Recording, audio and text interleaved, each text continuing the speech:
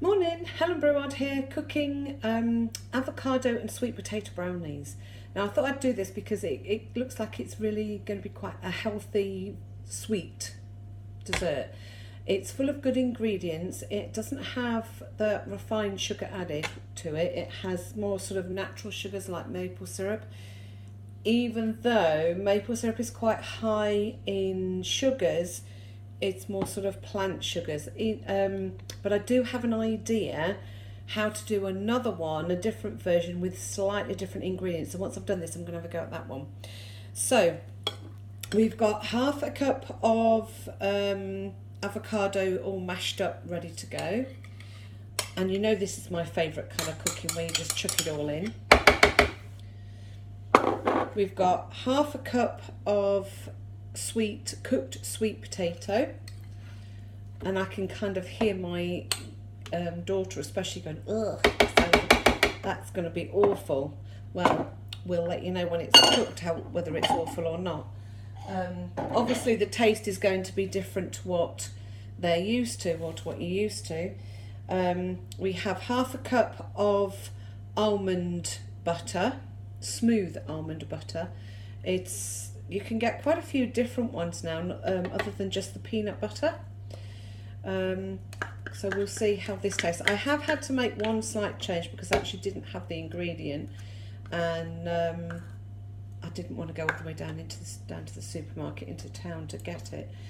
So I thought I would have a little experiment and see what it was like, because the recipe that I'm looking at says to use coconut milk, and I've actually got some soya milk for something else that I was going to do. So in my infinite wisdom, I decided to use the soy milk instead. So there's about 60 mils of water there. It says about 1/4 cup. So my rough guesstimate is that's about 60 mils, thinking about the sort of cup size that I've been using. So I'm going to put that in, most of that in. Now we need 2 tablespoons of maple syrup. 1, 2. I should have done that the other way around. Never mind, it's going to get a bit sticky in a minute. And we need 3 tablespoons of cocoa powder. So this is where it's going to get sticky. Never mind. We need 3 tablespoons of that. 1, 2, and 3. And then you just mix it all up. So let's pop the lid on. This is where it's going to get a little noisy.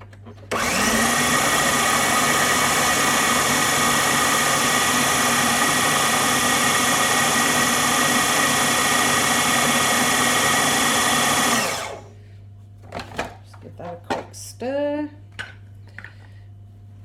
as I can see there's some bits there sticking to the outside edge. Oh, it actually looks all right. It looks a bit like a cake mix. I suppose that's what it is, really, isn't it?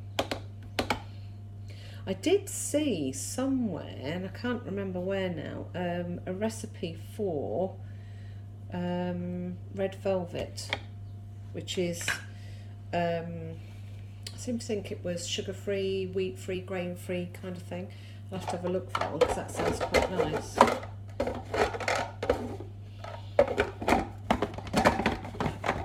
we go. Let's have a quick blitz.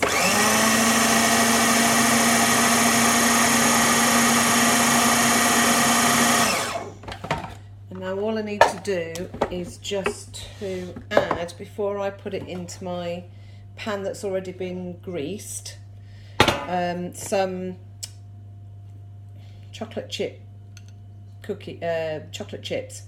Now I've got the dark chocolate chips that are 70% plus, so that means that they are much better for you than the normal milk chocolate kind of chips.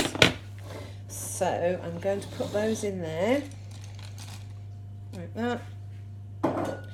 Give it a bit of a mix. and then put it all into the pan.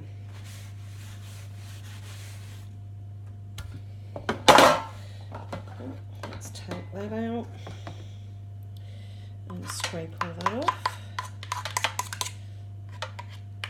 And then I need to cook it for about 20 minutes.